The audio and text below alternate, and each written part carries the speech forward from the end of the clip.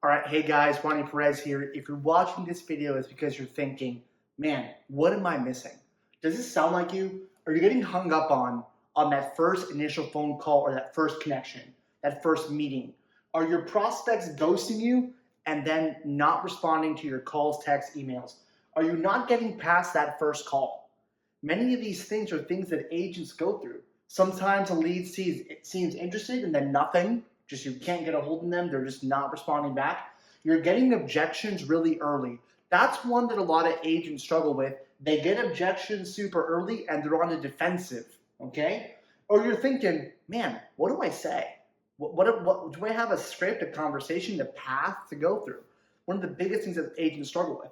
And the worst part of it is you're thinking, man, I am capable of much more. I'm great with customers. I'm great with clients. I have great product knowledge. I know all about real estate or sales or cars or insurance. I know all about solar, my product, whatever. I'm good. But what's wrong? What am I missing? I will tell you this. In this class, we're going to cover some of the top things that you're missing as an agent or things that you could really improve on. And when it comes to communication, sales, and the art of making a deal. All of this information is coming to you from tons of books, sources, podcasts, award-winning authors, people that crush it in sales, as well as my very own experience running a multi-agent sales team for the past 9 years. Okay, so a lot of great information in this webinar. Let's talk about it. So first, I want you to understand that in this market, in this game, there's a lot of salespeople and a lot of people that are doing your job. So what is your unique ability or unique value proposition? That's where it all starts. How am I different than my competitor? What unique advantage do I bring to the table that I can advertise and market to attract people to work with me? Number two, what do I know about the prospect? I have to understand how they think. What are their fears? What's driving them? What are their emotions? What are they risk? Are they reward? Are they someone who's going to react to loss or to pain or to joy? What are their big pain points, their pressure points? How can I discover these things to build a connection with that customer to get them to that next level and help them to realize and help them to focus on their end state, okay? Now, I have to learn how to have better conversations.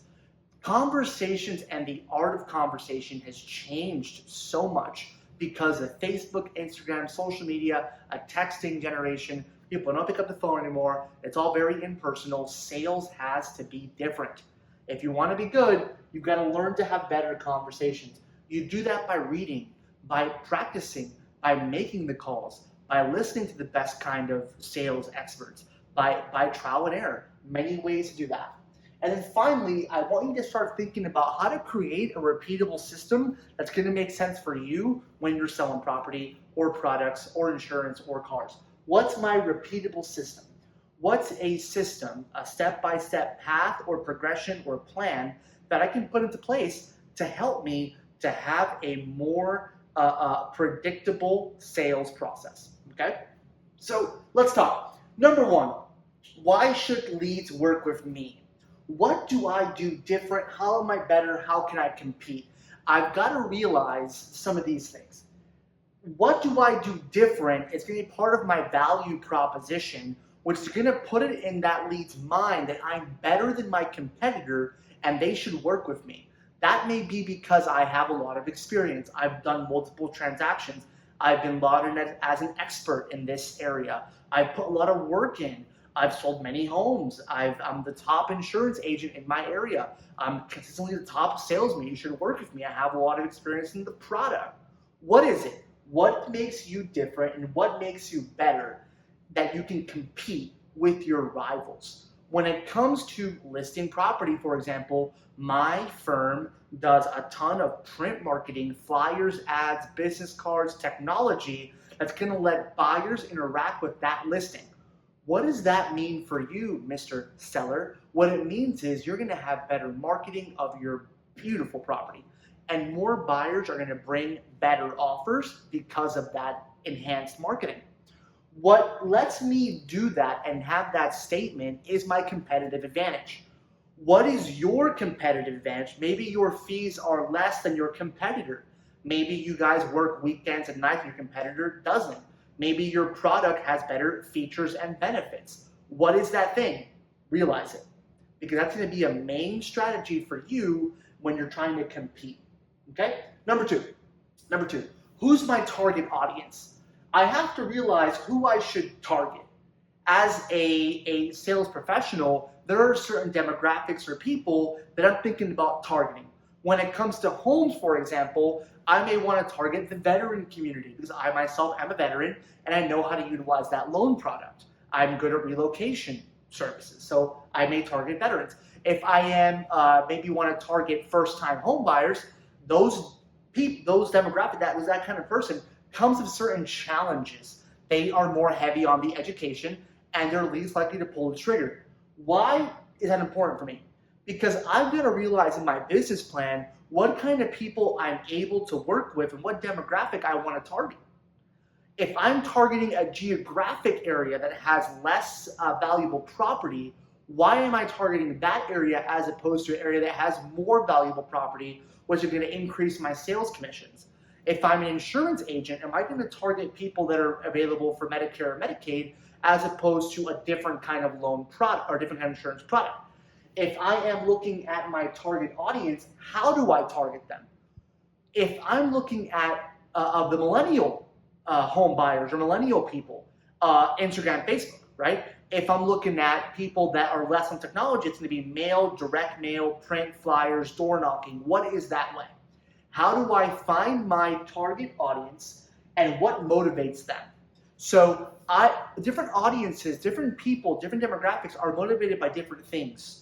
The pride of home ownership, for example, for first-time home buyers. Veteran buyers are motivated by the savings they'll have in that loan, that VA loan. Maybe if I'm a college student who just finished college, I'm going into the next part of my career, well, I want a nicer car. So I'm going to go and find that nice status symbol car, right?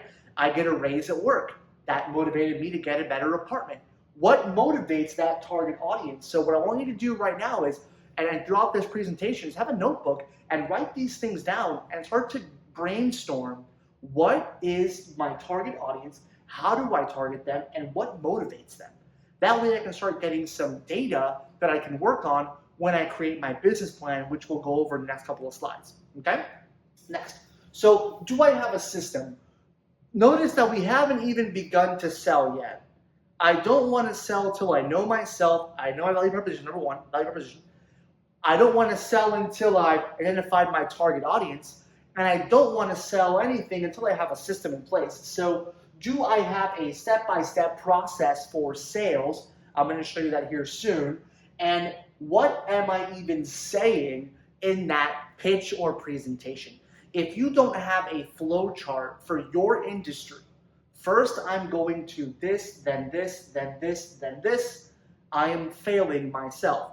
I have to have a flow chart to keep me on track. Keep me on track when it comes to the sales process. Now, do I have a sales plan? Here we go. A step-by-step plan that I can engage when I meet someone and I memorize it and I'm ready to roll upon engagement. Okay? So in the car industry, it may be saying, hey, which car are you looking at? Oh, this one. Oh, fantastic. Well, let's take a look inside. Here are some of the features and benefits. Hey, how about we take it for a spin? Let me get the keys. Well, I'm not sure because I want to get my financing first. That's an objection. Well, listen, before we do any of that, I want to make sure that you like the vehicle. Why don't we go take it for a test drive? And now I'm getting over that. But if I then go aimlessly into the financing, well, listen, we're offering a 2% financing. If you come through here, we can get it going. And I've derailed my sales process. I need to write down my sales process and stick to my process to get the sale. That differs industry to industry. But write down your sales process. That way, when the prospect takes you off track, you get back on track and you make the sale. I hear a million phone conversations from my teams, and I hear salespeople just getting off track. Stay on track. I promise you it's going to work. Okay, next. Do people trust me? I can't sell anything if the lead doesn't trust me. I can't even make a connection with someone if I'm not trusted. Whether it's a friendship, a relationship, a sales transaction, Whether I'm walking to the bus stop and I see someone who needs help, they have to trust me to accept that. So it doesn't matter what it is, you have to feel trusted. And the reason why you're having those bad conversations, why you're getting hung up on, why you're not getting past that initial no, is because you're not trusted. So let's talk about this. Most leads don't know you. Most leads do not know you. You're a stranger on the phone. You're a stranger knocking on their door. You're a stranger that's texting them or emailing them. In many cases, you are going out to get your lead and they don't trust you. So you may be getting a bad a result because you're pitching too early, just like everybody else. Hi, this is Ronnie with ABC Company. I was calling because I saw that you had some interest in buying a home. Well, I'm the best at click, right? If your pitch sounds like everybody else and you begin to sell too fast, you're going to get hung up on pretty quick. I have over time developed a pitch that works for me, a sales process that works for me. And typically, this is how I do it. If I'm getting an inbound lead, this is my very easy. Hey, John, it's Ronnie. How are you? John, by their first name, it's Ronnie. How are you? Like if we were friends, like if we know each other. Because I want to be casual and cool because I want to lower that barrier. Not, hey, Mr. Smith, this is Ronnie from ABC Company. No, that's too formal. Click. Hey, John, it's Ronnie. How are you? Like I've done it a million years. Who? What? Oh, it's Ronnie. Listen, you went on my website and you asked for some help for ABCD. I was giving you a call back. Is now a good time? I'm putting the ball in their court. I'm being cool. I'm being open. And that, to me, at least for me, gets me great results in lowering and bringing down that sales barrier and sales resistance. Now, I don't even go into the sale until much later because I don't want to sound like everybody else and get hung up on.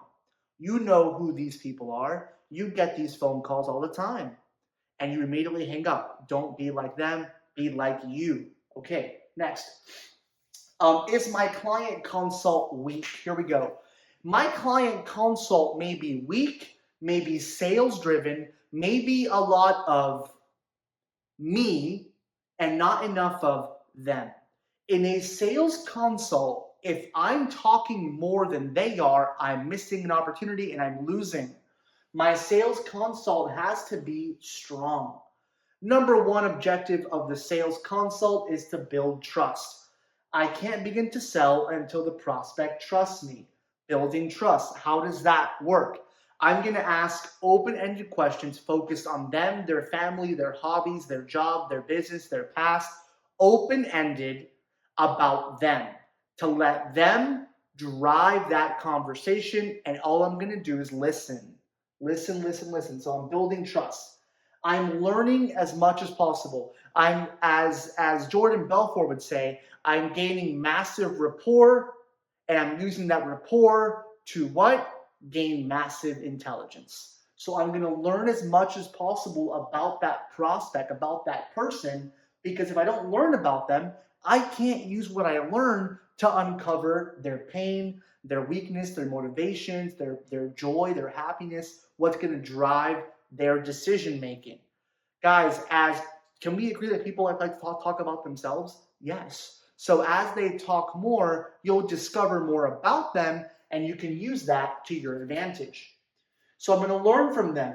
I'm going to ask questions to uncover their pain. Well, John, fantastic you have that new baby being born. Oh man, I can't wait to hear more about that. But let me ask you this. Are you comfortable in the amount of space that you have now? Because you might want that third bedroom. You know, Lisa, you were telling me that you have a big problem with your car right now. And the problem with the car is that, you don't have a pretty cool GPS that has Apple Play. So why don't we look at some models that have that so you're not distracted while you're driving? You know, Mike, now that you've bought your home, wouldn't you feel like mortgage protection would be good?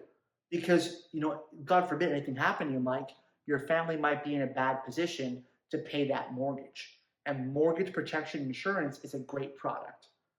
That I just gave you the same exact thing discovering that pain point across homes, cars, and insurance. And we haven't even gone into objections. So listen, when it comes to this, I want you to ask as many questions as possible to uncover their pain and help to be a trusted advisor. And when I give somebody the trusted advisor vibe, it isn't about the sale. It isn't about making money. It's about me helping them achieve their goals. Did you guys see here where I sold them anything? No. My sales consult is not about selling. It's about building trust, learning about them, asking the right kind of questions to uncover pain, and then using that to become their trusted advisor and bing, bing, bing, help them to achieve their goals. Okay, and that goal is the product I'm selling that will help and benefit them to achieve their end state. Guys, sales consult has to be strong. So let's talk here. How do I handle objections? If you're getting objections early, you didn't do one thing, and that's build trust and rapport. So you're getting objections. So let's talk about when you get an objection. When you get an objection, I want you to think, did that customer, the lead, feel heard? When someone tells me, for example, the interest rate is too high, now, no, listen. It's not that high because it was in the past, and now it's this, and now it's that, blah, blah, blah. I just totally undermined their concern. They did not feel heard. So the first thing I do when I get an objection is, oh man, I totally understand that you feel the interest rate is high. That allows me to isolate the objection. I don't want to combat them now. If they're giving me an objection, it's because they have a real concern, a real worry, which I have to take seriously and overcome. If they don't feel heard, everything I'm going to say is blah, blah, blah, blah, blah. He wants to sell me a house. And then the client will disengage. When I help them to feel heard and I isolate the objection, then I'm good to go. So, I totally understand how you feel that, you feel the interest rate is high. A lot of my customers feel that way. So I guess the big problem here is the interest rate. They're going to say, yes, I'm isolated. Well, listen, I can agree that on the news, it's getting a lot of interest rate stuff. But, the problem, John, that concerns me, now I'm going to create some doubt. What concerns me, John, is that, the interest rate being what it is now, if you didn't buy at this point, you might not qualify if that rate were to go up here in the future. And right now, with the rate being what it is, I can still get you a good home. John, I'm concerned that if we don't act now, we may not be able to buy in the future for you and your family. I am creating doubt, trying to engage them to act.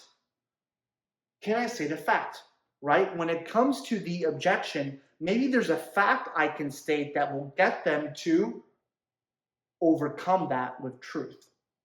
Now, all of this is driving to get them past that barrier, that objection. If I'm not getting anywhere, what I like to say is, well, John, tell me, what made you want to look into buying a home in the first place?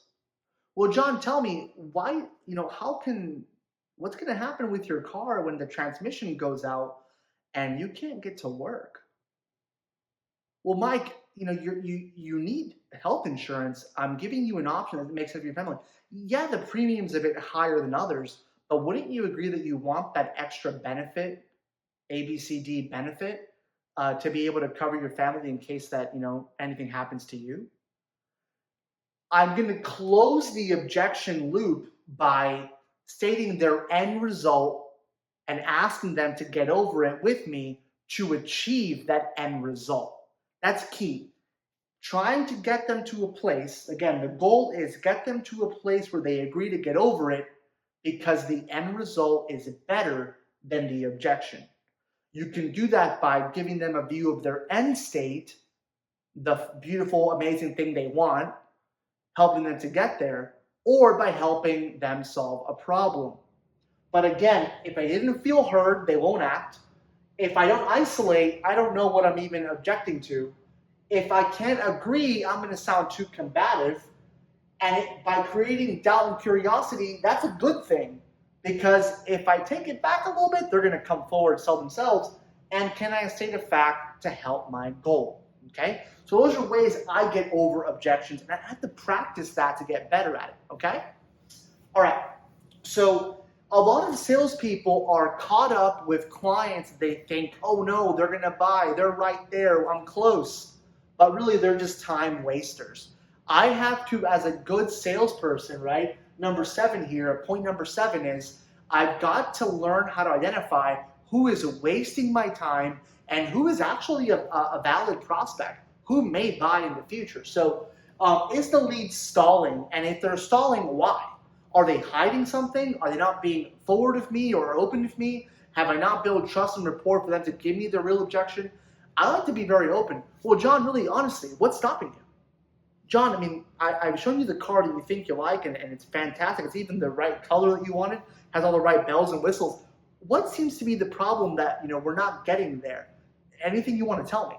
I, as a salesperson, am very open, honest, and that's how I am as a salesperson. I have the confidence and I have the skills to get there, and I want to uncover what their real pain. John, is there something you're not telling me? Is there anything else that I can help you with to get you to kind of see this might be the best thing for you and your family?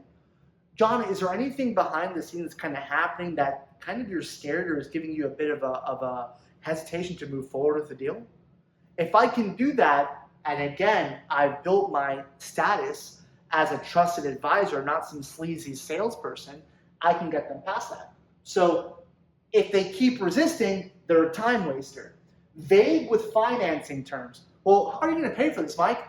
Oh, well, I'll figure it out.